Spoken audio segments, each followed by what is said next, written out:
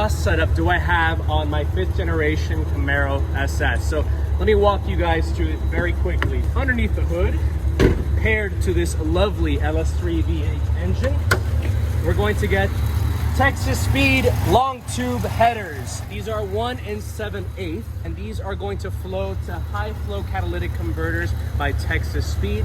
And then 3-inch pipes are going to go all the way to a Flowmaster X pipe. And from the Flowmaster X pipe, you're going to have 3-inch pipes running all the way back here to the universal muffler kit by Valvetronic. Now the Valvetronic does have the open and close feature. Right now you heard it open, so let me go ahead and close them. Let me know what you guys